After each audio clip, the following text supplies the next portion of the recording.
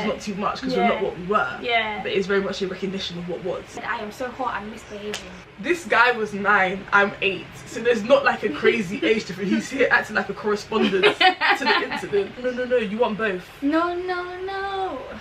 Stick to the stuff you know.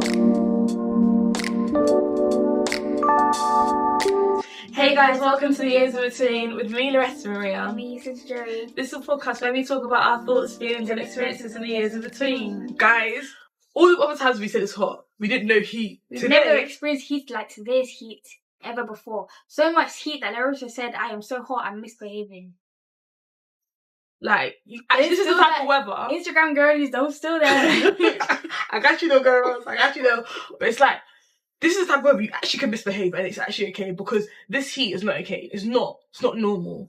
It's not quite right. It's not normal at all. Guys, I was on the bus. Today's worse than yesterday. I was on the bus yesterday going to badminton, which I'll get onto. And I stood there and I was literally like, no one touched me, no one come past me. Like, oh, it just felt like a hot hug. Yeah, I don't like being touched when I'm hot. Yeah. Especially when it's humid and hot. Please do not touch me. Yeah. That's like, the worst thing. When you're walking past people on the bus in the heat, walk with purpose and like be so agile. Like, yeah, I feel like on the train is worse. Like, imagine like I'm standing on the train because it's packed and it's full because it's after work hours. Cool. I'm holding the pole. Why is someone coming and lean their back on the pole? And we know it's hot, so I can feel your sweaty back. So I'm thinking that's so disrespectful. Anyways, I just moved my hand and I put it like above the person's head. Thinking like, where's your self-awareness? Like, you can feel my hand on the pole. You knew that my hand was on the pole, but what you wanted to put your sweaty back on the pole. I'm not an angry person, but that's something that can be angry. Like in the moment, I'm not even like I'm not like not an ounce. I'm not an angry person. But heat. Yeah. Heat again. Cause you to misbehave. Exactly. And there was someone else to the left of us that was smoking a vape. Why are you doing that? And then why are you doing that first of all on the train? And second of all, why are you doing that in the heat? Everyone's misbehaving. It's misbehaviour. It's misbehaviour weather. Do you like?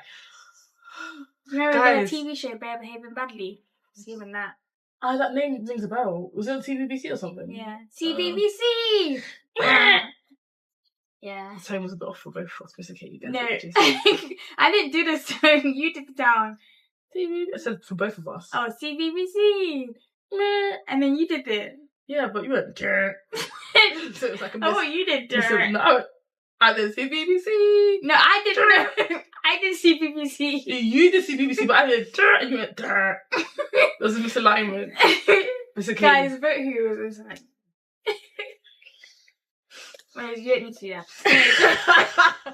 No, guys, but the Lizzie line was nice and air conditioned. That's because it's the newest train in town. Of course, it had to But have guys, AC. yes, But Bakerloo, Central Line, Central Line. All of you people have to get Central Line. You're in my Jubilee. prayers. I don't think Jubilee have Northern Line. Northern Line. I didn't get it back because obviously I had to come here, so I do you know got what? Oh, sorry. aircon. But if I had to get the Northern Line back home, yes, or Crystal, We're gonna leave tomorrow. I'm staying late. This girl's gonna go to work at 7 a.m. Yeah. and leave leave at at 9 p.m.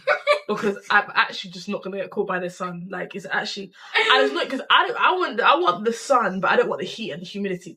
That's the thing about the UK heat. It just doesn't know how to.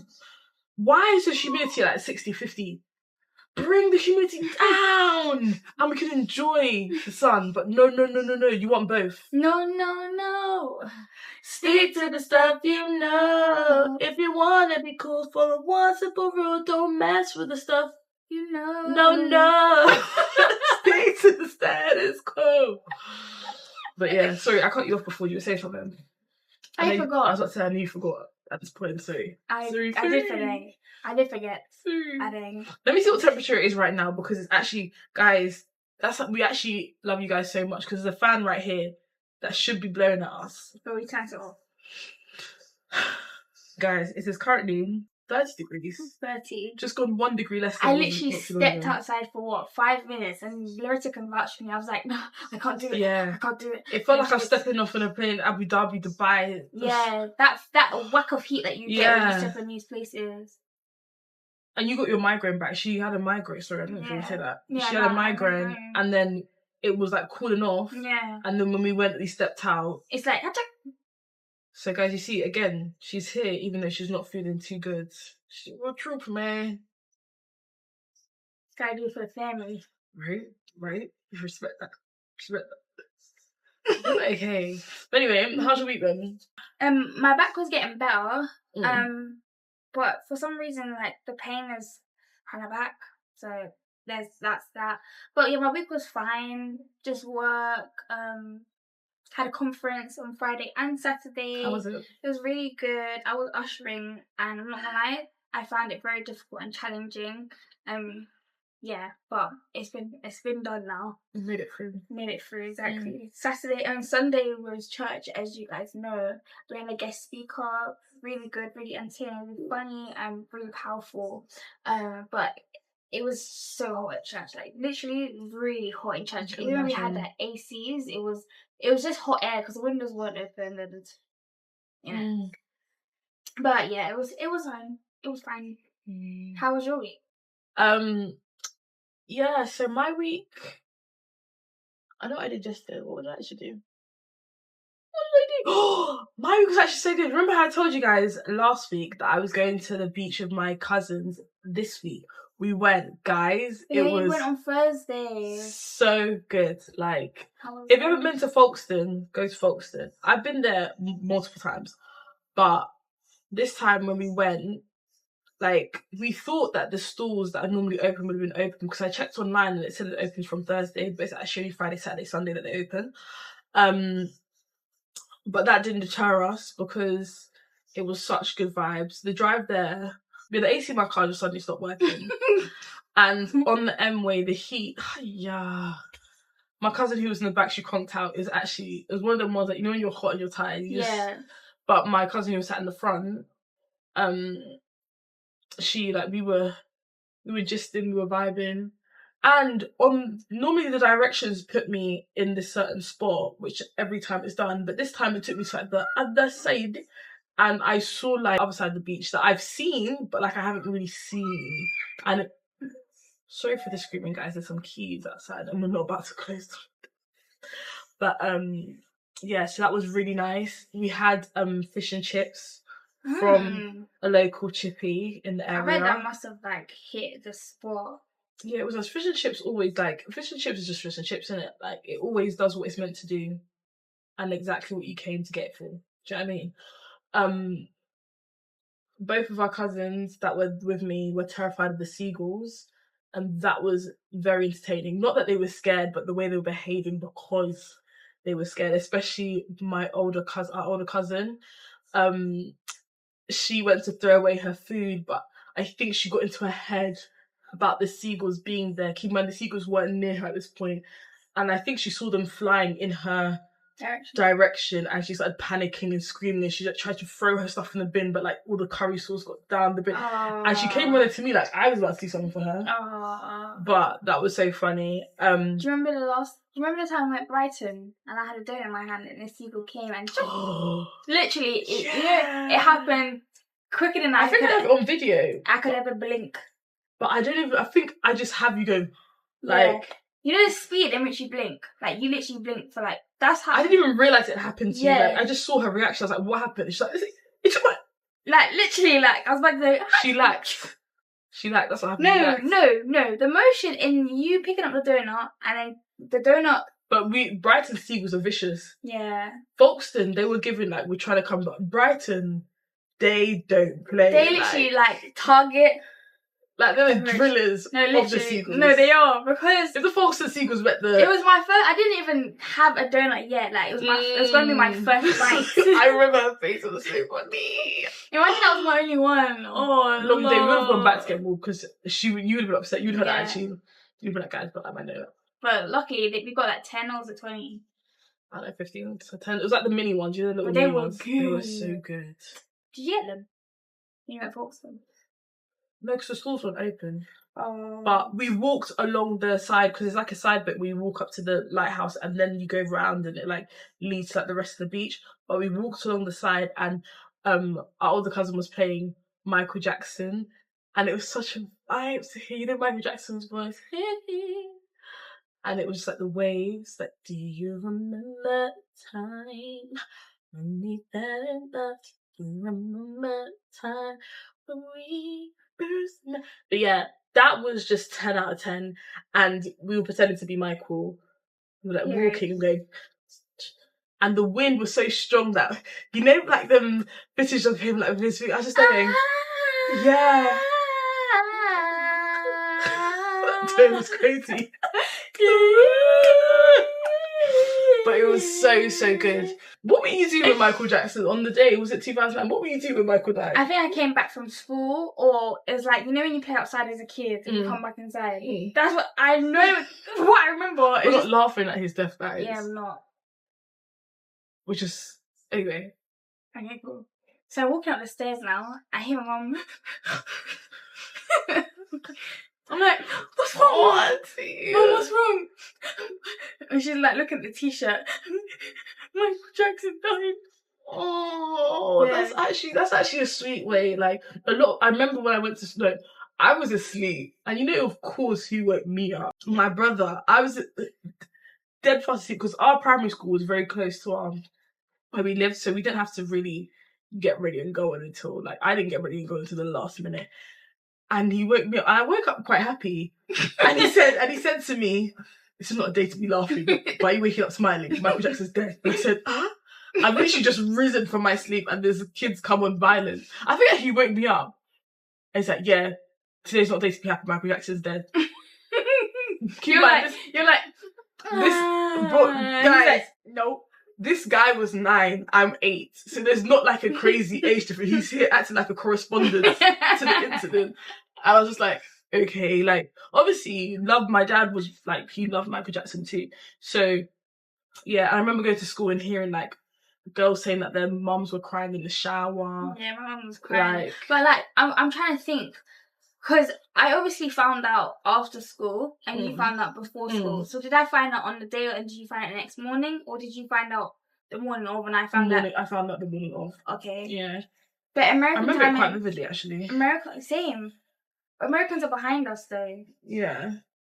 So it would have come out maybe whatever time in the morning because news is all hours, isn't it? True. At 2:45 this morning. Sorry.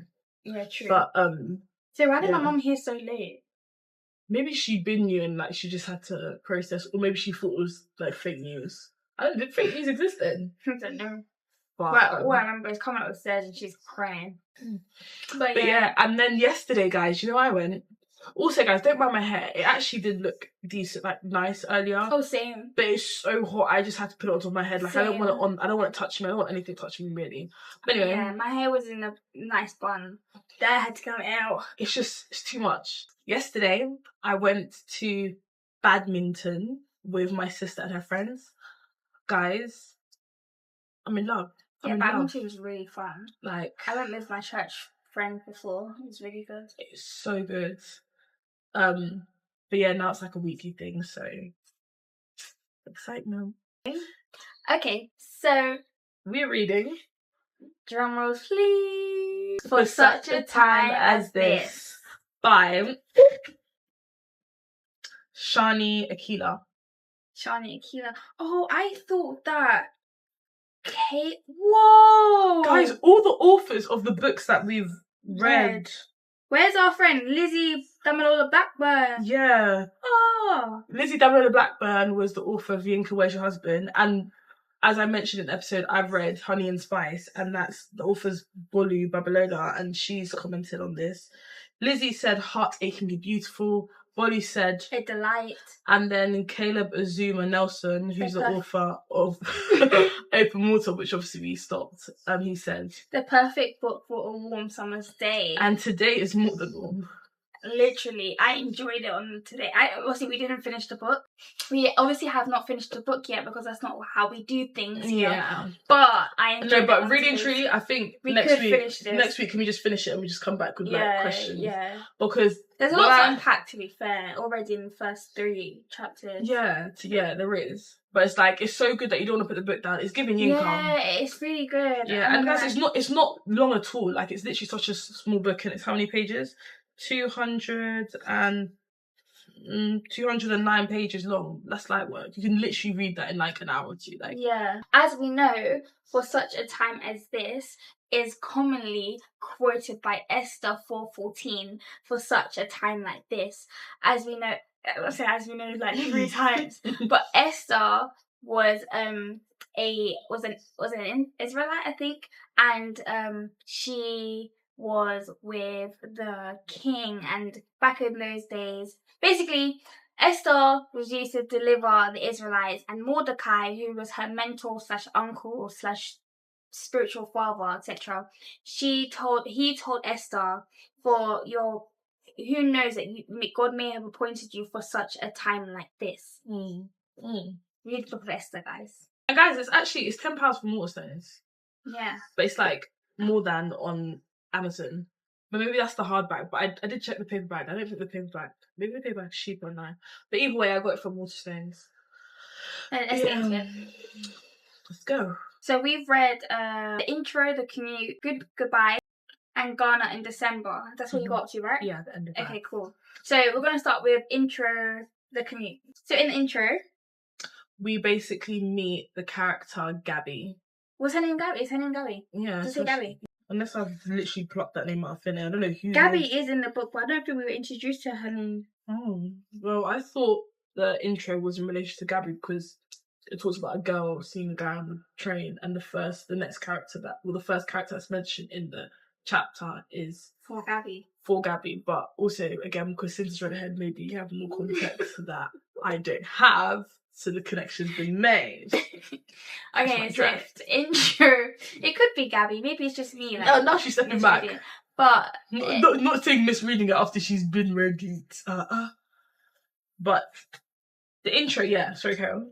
The intro. So we're introduced to this female who is just talking about their Christmas break. Not really talking about the Christmas break, but no, that's not in the intro. That happens in a good goodbye. No. I thought that was... Not talking about the Christmas break. She's talking about going back to work after the Christmas break. Oh, I thought you said she's talking about that. I said she ain't talking about no Christmas break. Sorry, Karen. She's talking about her commute to work after the Christmas break. And she's explaining, what that looks like for her. Yeah. Usually she sits down and reads a book, but she had to give a seat up for this pregnant woman. So she doesn't read the book. But she notices this man who's reading one of her favourite books. And she's quite intrigued by that. So she tries to get his attention. Yeah, or make a plan to go near him, but she's unsuccessful. He's so engrossed in the book that she's not looking up anyway. Yeah. So they both onboarded the train. No, I thought he got off first. He got off and then she got off after. Like the same station. Oh. Yeah, and then they walk. Well, I read this a few days ago, guys, so my brain's a bit... She dropped something, and in hopes of catching up to him, he was gone. So she was just like, "I'll forget it." But she went to her next platform, which is the Jubilee line, thinking that he might be there as well, because most people going to Central would go on that line, wouldn't they? Until she does see him, but she's already on the train and he's on the platform. And he smiles at her. Which is so cute. Cutesy, very cutesy. So that's the first chapter. And then the goodbye is now we're introduced to Gabby and Jonathan, and they were together for a number of years. Yeah, and they broke up, and it's like the whole story of like them seeing each other at the wedding of Gabby's friend. Yeah, but Jonathan was not meant to be there. He was just like... He's just been to a lot of weddings, and it was one of his like boys that's not really his boys like that. Yeah, invited him. And he was just like, why not? Like, he last minute decided, and then to go, and he saw Gabby, who was his ex, that he very much so is giving is the love of his life, that he let go because he wasn't ready to be a man.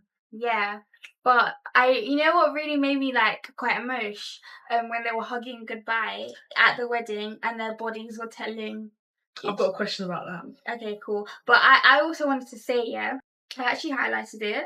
Yeah, they hugged goodbye. They hugged goodbye at the wedding. And when they separated, and it was so sad. Yeah, because when they went home, Jonathan texted Gabby but he was blocked and she didn't know that.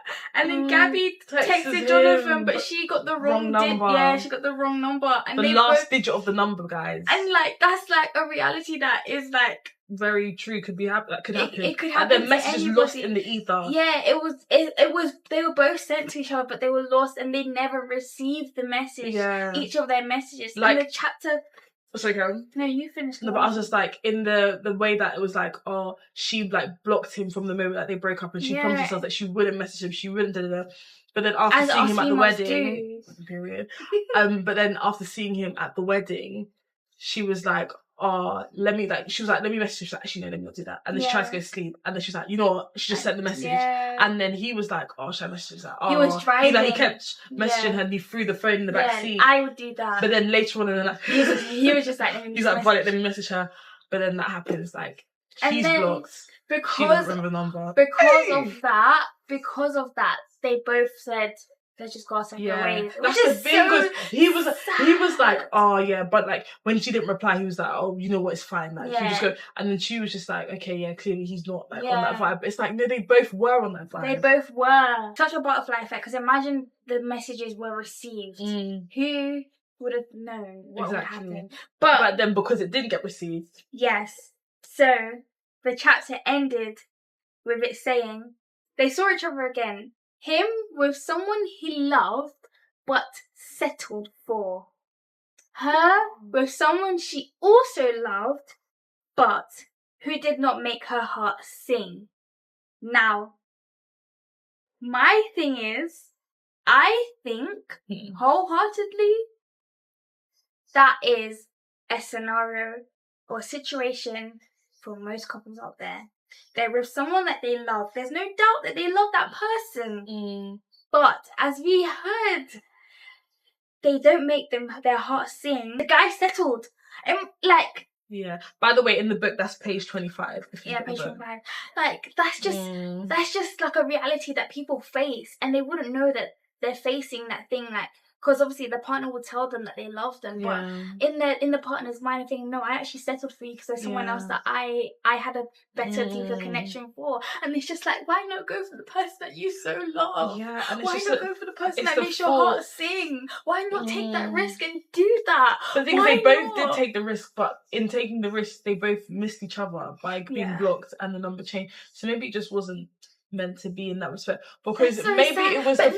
But no, but I'm just saying, it can't have me not to be, because he settled for her. Because but I'm saying that because of how it ended, which I'll touch on because I do have questions on it, and how it was when they were together. Maybe even though they had such a bond, it was a thing. Maybe if they got back into a relationship, it would be they would remind each other why they didn't work, but and maybe. Younger. That's true. People grow mature and things change. And like his body said that, and her body responded. Yeah. Oh. Yeah, that one's techie. Oh, God forbid. Being the one that you settled for, God forbid. Yeah, that's not our portion. Yeah. Nor being with someone that doesn't make our heart sing. We're not doing that. Because anytime you bump into them, your heart pitter-patters more than the one that you're in love with. It's not making sense, and not in the way where it gives anxiety, because I feel like, you know, some people say like butterflies and stuff, it's just your body, like your nervous system being anxious about. Yeah. Not in that way. And then Ghana in December. Oh, that was sad. We meet a new character called David. Who's best friends. Well, they're best boys from uni with Jonathan. Yeah. So the stories are interlinked to each other. So you know what? You may be right. The first chapter could be Gabby.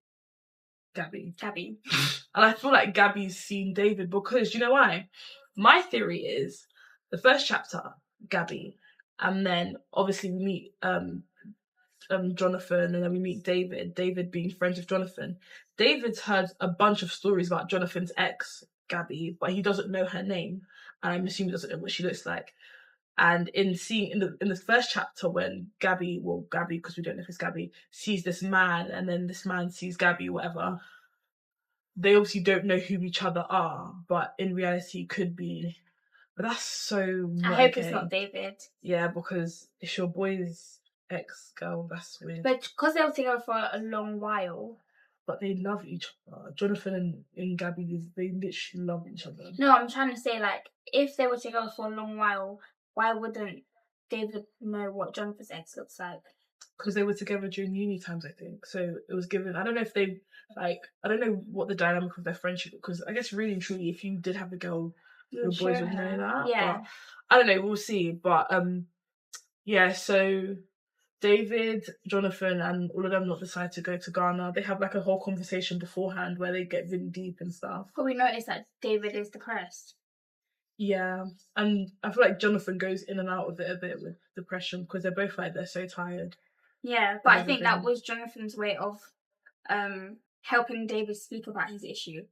But then David, because obviously it's written in David's perspective, David talks like the way he relays it is as though he's like, I guess yeah, because like I can tell that like almost like Jonathan wants me to give something back, so he gives him a little bit, but really it's half truth. Yeah, he eventually does tell Jonathan what the deep-rooted issue is, and it's that his twin brother died in a car accident when they were younger. Spoiler. Yeah, and it was the first time he'd seen his mum in years. So long. And David's had a lot of loss in his life because he also lost his dad as well. So he had resentment for. Yeah, there was like it's quite heavy. Yeah, his chapter's heavy. And he breaks down and like he really breaks down in front of Jonathan. Yeah, he hadn't cried for 15 years. Because the night before they went to like an event in Ghana, and then he was very irritable purely because he bumped into his cousin who reminded him like of his flood of memories. Because the last time he saw him was when he was leaving after the accident with his brother. So when he saw his cousin, he was just sort of like, after that, he was fine with his cousin, but I think, like Cynthia said, the flood of emotion. So when he went back into the event, he ended up getting to a bit of a tiff with some random guy. On his shoe or something. Yeah, and he was ready to like step up to him, and then he started stepping up to Jonathan, and Jonathan was like, "Yeah, you need to pattern that type thing." So they sorted their thing out, but when they were sorting it out, that's when David released all this information. But yeah, that's like basically the first few chapters. Cynthia knows more, but she's not gonna say it because others don't know yet. I think you enjoyed I know the chapter. You read a little bit. No, I didn't. I just know what I'm gonna. It's so you can. I'll finish this tomorrow morning.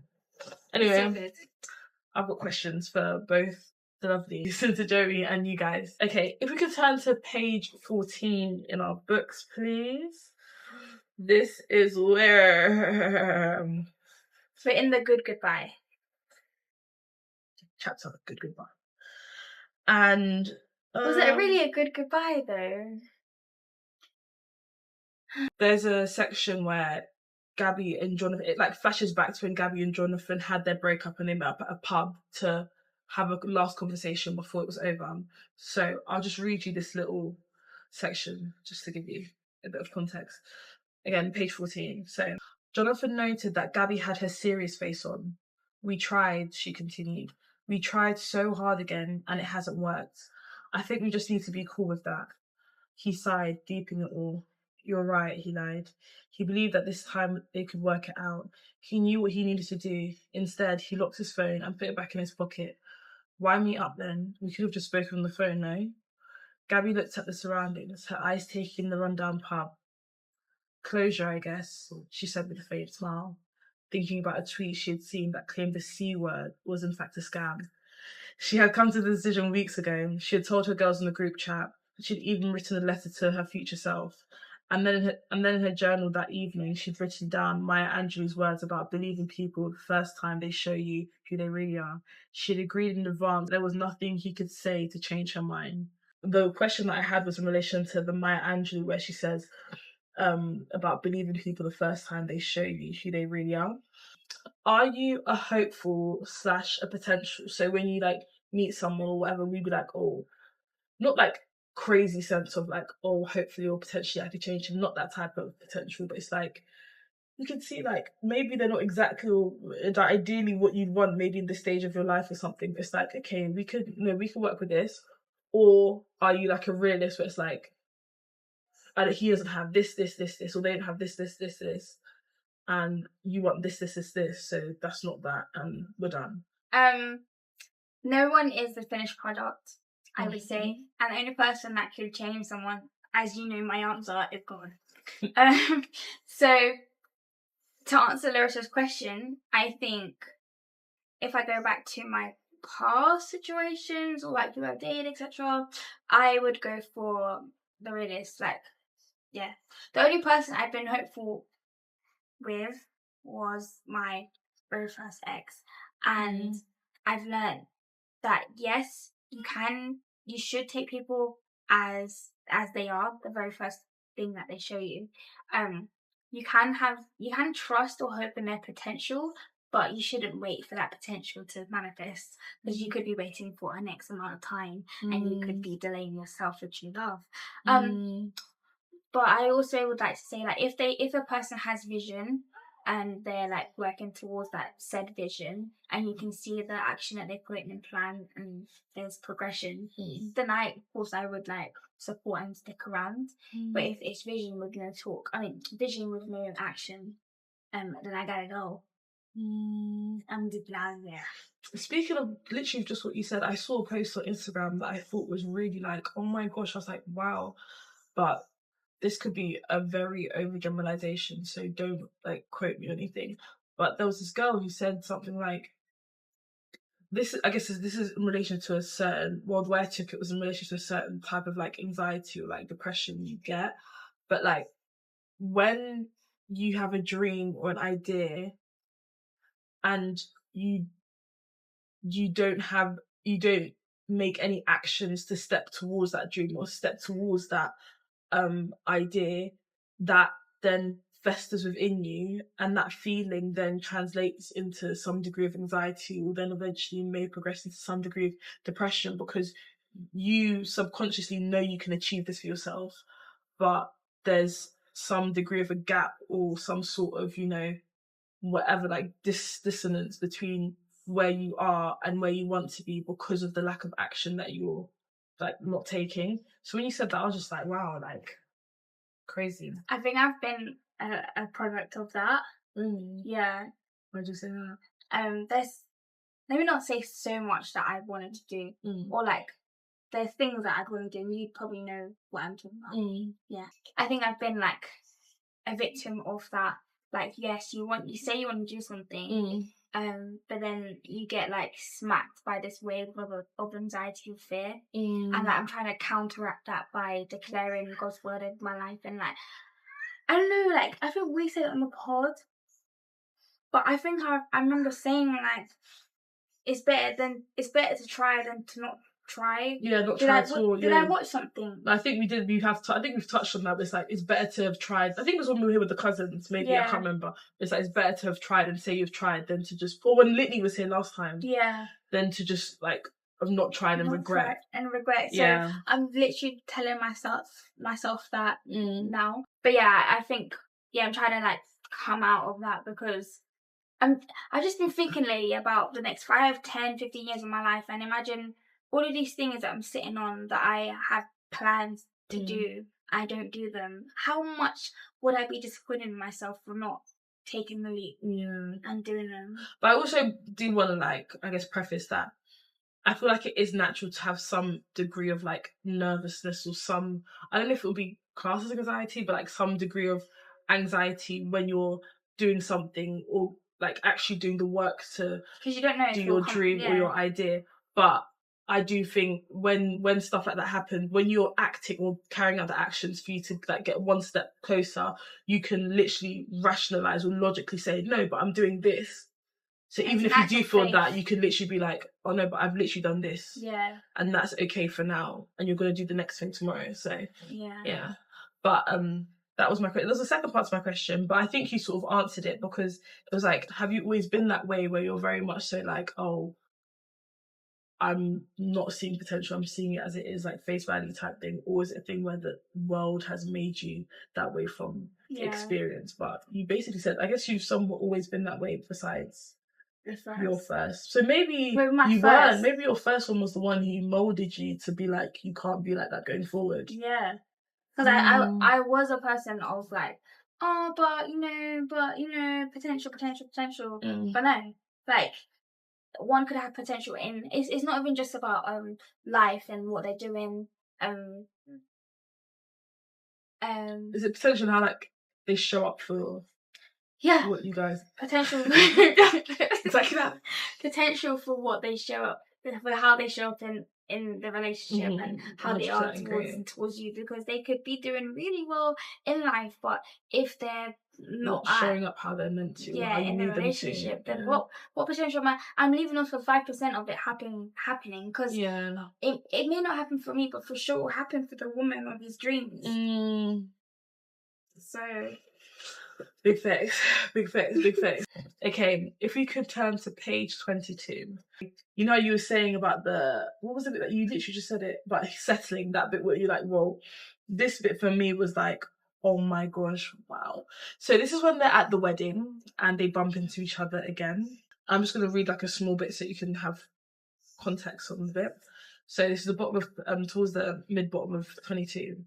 They're saying goodbye to each other, and Jonathan says, of course, see you, Gabs. C7 responds. Despite the drowning sensation, forgetting time and space, he reached for an embrace. She reached for an embrace. She moved towards him. He noticed she's not different. She felt the contours of his back, the same but stronger. Their bodies still fitted together perfectly, like a mosaic, complete. They both felt it, the electric current that ran from him to her. We were kids, he said without words. I can imagine the hug being like very regretful. Yeah, like needed, but like very courteous at the same time. It's not too much because we're not what we were. Yeah, but it's very much a recognition of what was. Yeah. Sad times. We were kids. He said without words. Her spirit heard and replied, "You weren't there when I needed you to be." So she probably was trying to let go. But it was also like, because the way she goes on to the next bit, which I'll mention in a sec, and then his responded, "No one taught me how to be a man." The group reciter. That doesn't say that, but that's what's in his mind. No one taught me how to love a woman. He ran his fingers like down. No, that didn't happen. Or maybe he ran his fingers like this. No, this is very much so a hug. I feel like they're just hugging and they're holding each other, but they're just they're obviously having a mental conversation. But he's not doing all that. No, but come on. He's not doing all that. Like, no, come on. They haven't seen each other in 5, 6, 7 years, and you're telling me he's running his hand, his hand down her neck. What do you mean you're doing that for? No, okay, not the neck thing, but like, let's say you're hugging. It says like him saying we were both kids. I can imagine the hug being like he's hugging her like as tight as he respectfully can. Yeah, but and then she's saying no, we're kids. Her body's like kind of, you know, I don't think that's trying to and then he's just like, wait, no one taught me how to be a man. Like no one taught me how to be a man. She's really put stages to this hug. I think they're just like embracing, like they're embracing. No, like like they're embracing like a familiar. I can't say that word. Familiarity, like in the hug, but it's like mourning, but it's also like, oh, I'm seeing you for the first time in so long, but it's not like this whole like. But I guess everyone envisions it differently. You have to ask Shani. That's no. And it's like their bodies were two halves, and then she says, "See you, John." So then my question to all of you guys is, I guess more so, it's very much on the focus on the bit where it's like, you weren't there when I needed you to be, and he responded, no one taught me how to be a man, no one taught me how to love a woman. So I'm asking, do you think if someone wasn't there for you, but also wasn't taught how to love, is a good enough reason to give another chance? Or to like, you know, be like, oh, he wasn't taught how to love a woman, but now it's been however many years? Or do you think same book, same ending? Obviously, one would pray and ask for wisdom from the Holy Spirit, because can't really answer. It's quite a hard question to answer. I think if it wasn't taught in this stage of your life, I have people in my life that didn't receive the love that they needed when they were growing up, but because I have knowledge of that, I still give them the love that they need despite their behaviour or actions. But that's a family member. I think with a romantic love, it is quite hard because I don't need to be like the receiver of this failed love or this empty love that you're trying to give. But I'm assuming this person would be in Christ, so it won't just be me, it would be the Holy Spirit helping them give the love that they need to give me. So I think I'd be like kind of gracious and kind of like patient, because love is patient. For sure. But yeah, I think if they're codependent on me, or I don't know, they don't give love at all. I don't know, if love is not in their nature, then I don't think I could be there. I think a lot would have had to have changed, because, like I said before, the idea of like, are you just setting yourself up for the same ending that you had before but in a different font? And nobody enjoys a breakup. Nobody enjoys like I saw a clip today, and it was from Pastor Meerkat, 9 Degrees, I think they're formerly called. But it was a clip that said, one of the guys said, I think heartbreak should be in, sicknesses and illnesses at work. Not valid. I feel like if someone can go for a heartbreak, it's valid for them to pull in sick and say they 100%. can't work because their heart's broken. 100%. Like you can't think straight, you can't eat That's what he was straight, saying, you can't he was weak because he emotionally, like you actually can't, because it's just like, you can't. what the heck? Yeah. But anyway, yeah, no, I definitely think it's just something where you have to be, like Cynthia said, very patient. And I think you have to look at, like, both people have to be healed. Yeah. Because two holes. Yeah, because there can't be any sense of like Half. codependency to the point where it's like you're acting out in a certain way in response to being triggered or triggering someone because you feel like you're not being met for a certain need. I just think, yeah, it's very much so healed people potentially, but definitely time would have had to have passed in order to even think about it in that way. The conversation of like getting back together would have to be like a hard, honest conversation, intentional with genuine. Like, yeah. But it can't be what's the POA, plan of action? Exactly. Like, now it can't be a emotional sort of conversation like, oh, I still have these feelings, you have these feelings, let's get back together, because then unfortunately the cycle could repeat itself. But if it's like a intentional, hard, honest obviously there's gonna be emotions, but it's like not the be-all and end-all of what it is. That should be the drive of the car. 100%. Yeah, it's a lovely answer, Sancha. I'd love to hear it. But yeah, so take people for who they say they are and who they show you that they are, because like how we said last time, you have to listen with your ears, because look at how people behave and how they treat and how you feel or how they make you feel. And then secondly... that's in how they are in a relationship. But separate to their life, if they've got a vision and they're working towards that vision, you do use this. Thanks. But, and then the other point that we touched on was if you recognise that someone has the inability to give love, it's up to your patience. And the time that you have. Yeah, the time that you have to waste. I'm joking. If you can support and encourage and be patient with them during this time of their life. And if you're both healed. Yeah, if you're both healed, then definitely do that. But again, who are we? We are not counselors of the world. So listen to us or not. But that's it, guys. We'll see you. Have a blessed Sunday. We hope you're enjoying your day.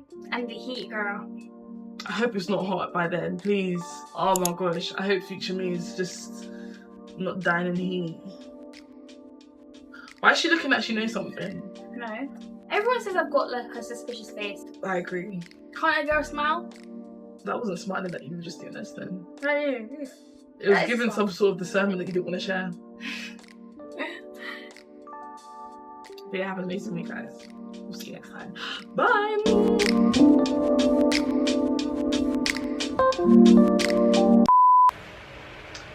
Should we leave that one on? Yeah. Okay. I'm not about to die in this podcast. No way! Pretty chill. Nothing. If I had something to say, what you gonna say with me, girl? The club is full of ballers and the pocket full of fun. And all your fellas, you go to the friends, cause it's 11:30 and the club is jumping.